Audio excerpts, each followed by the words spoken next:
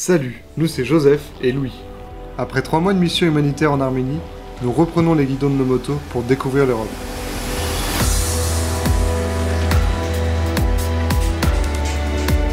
On t'emmène avec nous vivre cette ultime aventure avant notre retour en France.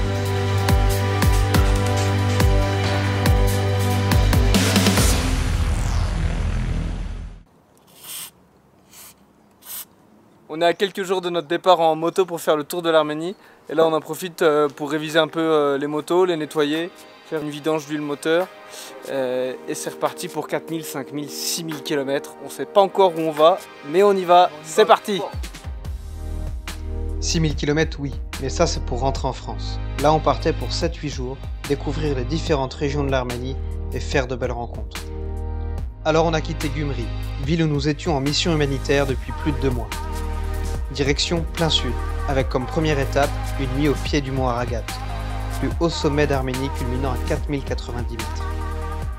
Et pour bien commencer ce périple, on choisit de quitter l'asphalte pour les pistes arméniennes.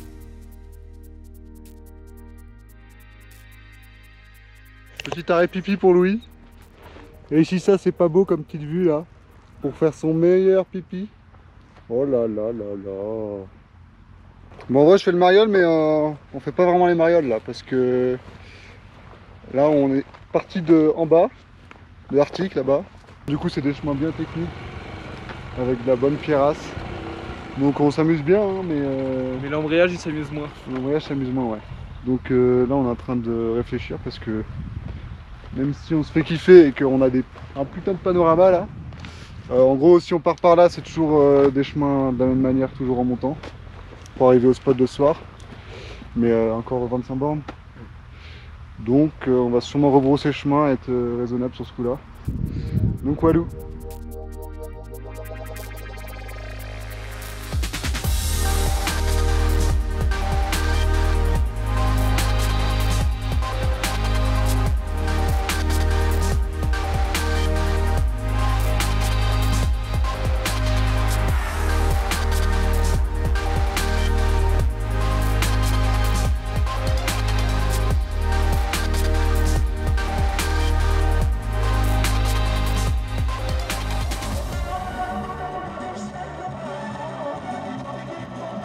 Premier jour de retour sur la route pour nous et donc on a fait les pistes pour monter jusqu'ici et au moment de se poser la question de continuer ou pas on a fait une superbe rencontre. Donc on s'est arrêté ici, déjà on découvre 3 tracteurs en train de labourer, c'est vraiment génial. Donc là derrière moi on a 2 DT75 et puis un tracteur russe, je connais pas la marque, mais vraiment bien, on a fait des petites images au drone, ça fait vraiment plaisir. Et après c'était la pause déj des ouvriers, ils nous invitent à manger, à boire un coup et vraiment c'est hyper appréciable, ces rencontres là sur le chemin, ça fait vraiment plaisir. Donc là étant donné l'état de la piste avec les cailloux et vu qu'on monte en altitude après vers l'Aragat, on a décidé de rebrousser chemin. Donc on va rejoindre le spot pour cette nuit par la route.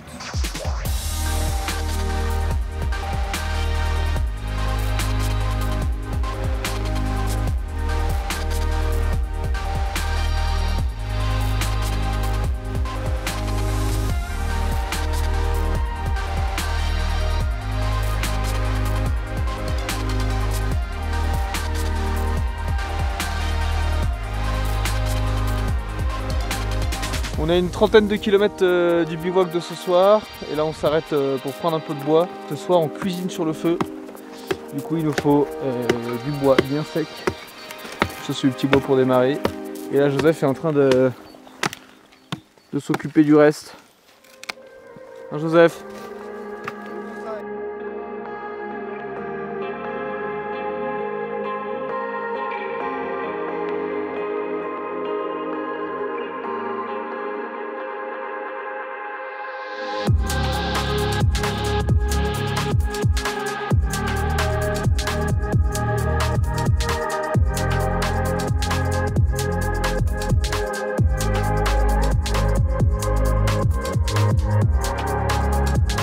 Plus on se rapproche du sommet, plus le paysage se transforme autour de nous. La neige apparaît, la température chute. On se retrouve rapidement dans un couloir de 3 mètres de neige.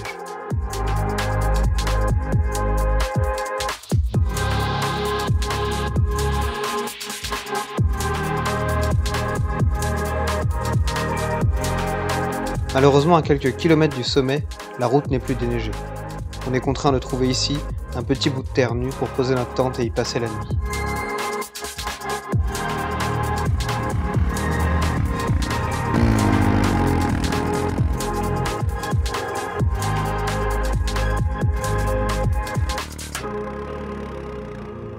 Ça va tout seul.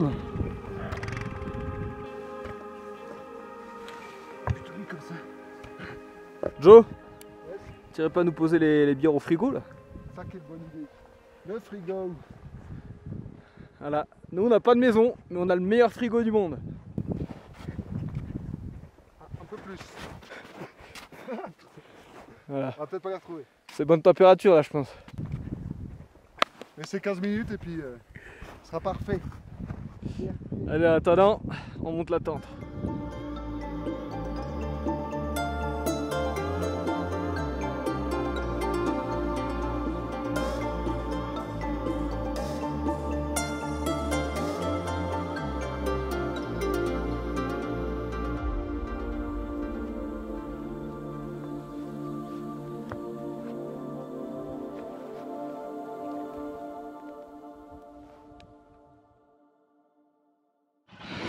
Comme à l'ancienne.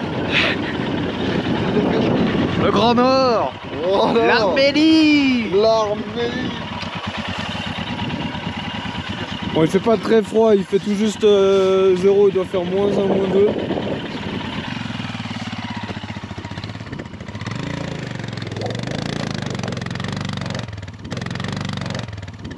Ça va être chaud mec hein. Ouais. Tu l'as bien dit Joe, c'était pas de la tarte. Alors on a sorti la pelle, on s'est frayé un chemin jusqu'à la route et on est rapidement redescendu en altitude pour retrouver les degrés perdus. Après une trentaine de kilomètres sur une route complètement désertique, on croise enfin un véhicule, un peu spécial. Alors on en profite pour faire connaissance.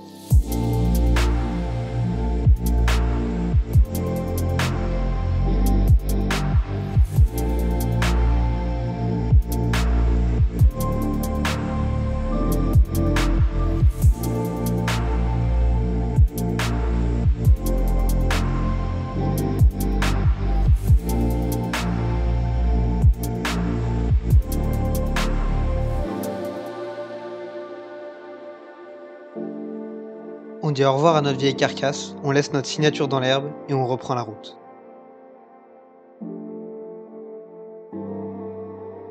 Enfin, pas si vite pour Joseph.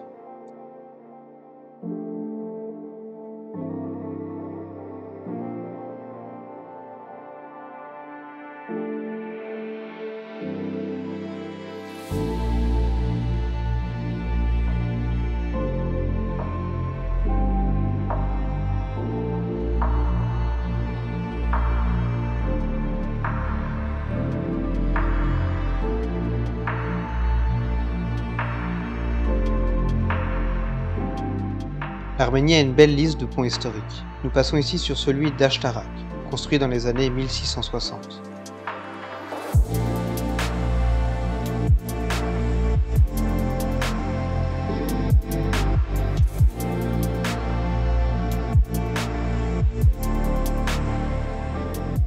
Ici, la route appartient à tout le monde. Oui, vraiment tout le monde. Vaches, moutons, chevaux, chèvres, chiens.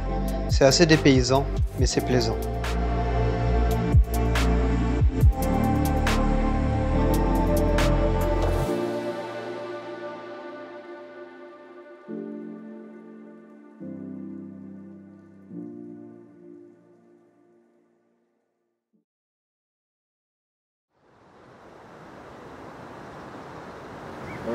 J'ai plus de compteur de vitesse, je roule à 0 en continu. Du coup on avait monté la roue vite fait pour voir si c'était pas mécanique, mais on voit rien de spécial. Et puis là on essaie un peu l'électronique, avant c'est pas trop quoi faire. Enfin une des solutions c'est d'enlever le compteur carrément. Du coup tu l'enlèves comme ça. Du coup s'il n'y a plus de compteur, il n'y a plus de panne. Donc tu le poses là, et puis voilà. Puis s'il n'y a plus de compteur, bah, la moto elle vieillit plus. Elle prend plus de kilomètres. C'est pratique. Qu'à la revente du coup, je me mets bien. Je la revends à 8000 km alors qu'on a fait 16 000.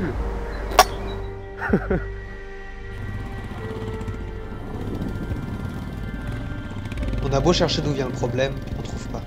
Joseph continuera sans compteur. Et est-ce vraiment nécessaire quand on croise cette Jawa 350 des années 80 qui, malgré son état, roule encore?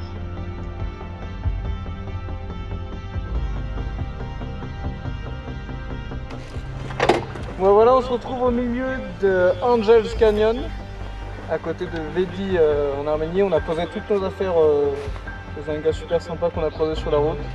Et là, on est un peu plus léger pour aller se faire plaisir sur les pistes et être libre. Yes. Ça part.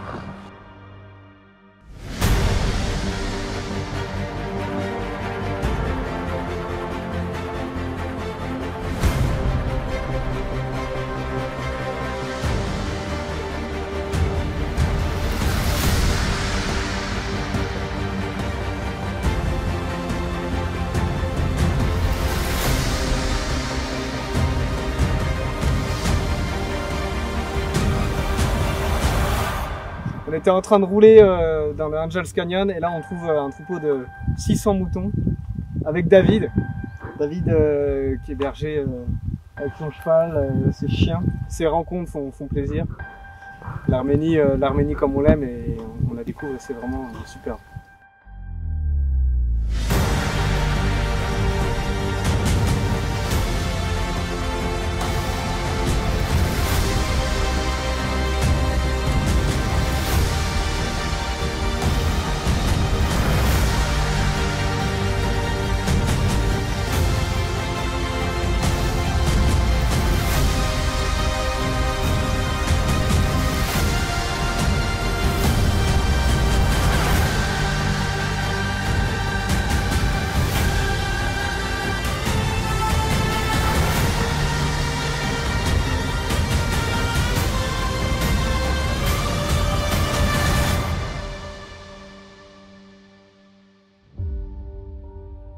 Après cette superbe balade off-road, on recharge nos motos et on part en quête d'un spot pour la nuit.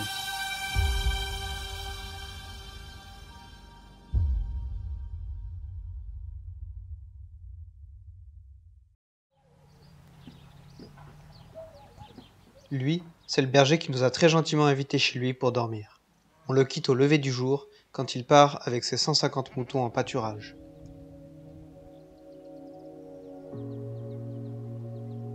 On quitte notre berger, mais du bétail on va en voir toute la journée. Sur la route pour aller à Goris, notre destination de ce soir, on passe au milieu de troupeaux toujours plus impressionnants. Alors quand c'est plus roulant, on en profite pour tourner un peu plus la poignée des gaz.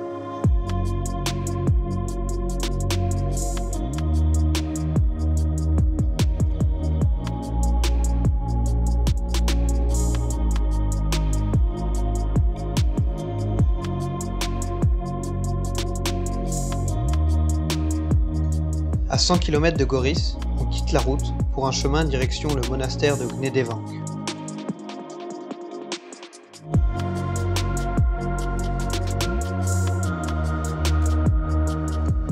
Perdu au milieu d'orgues basaltiques typiques de la région du Vayotzor, le monastère de Gnedévank a été construit au Xe siècle.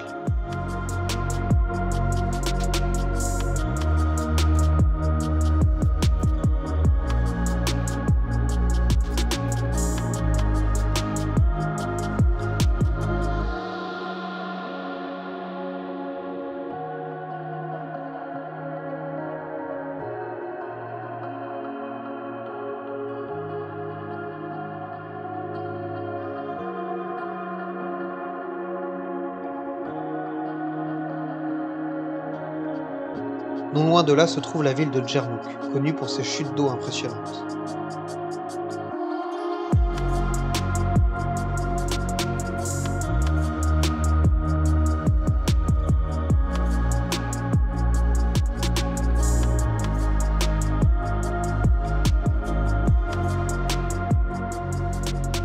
De retour sur la route pour Goris, le bétail a laissé place à des dizaines de camions militaires russes qui viennent ravitailler les bases en Arménie. On est arrivé à Goris. Goris, ville à une dizaine de kilomètres du Haut-Karabakh, est fière de ses relations avec notre pays.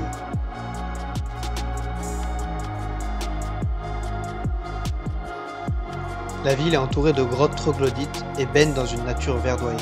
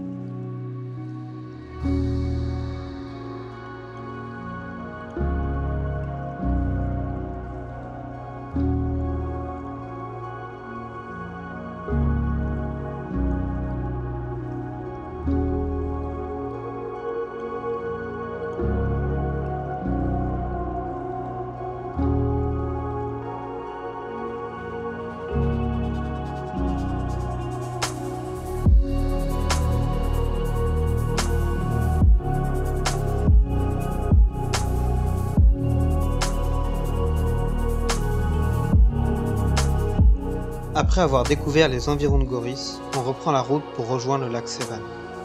On a la chance de rouler avec 3 motards arméniens partis visiter leur pays.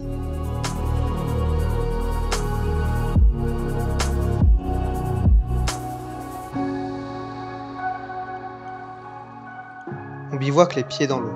Demain, objectif le monastère de Kobaïr.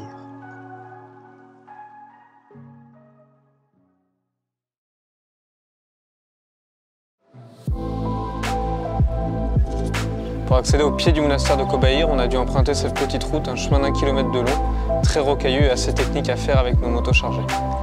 Malheureusement pour nous, le voyage en Arménie s'arrête ici, puisqu'en allant récupérer un drone qu'on avait crashé en filmant le monastère, j'ai fait une chute à pied d'une 30aine de mètres et je me suis ouvert la main et la tête.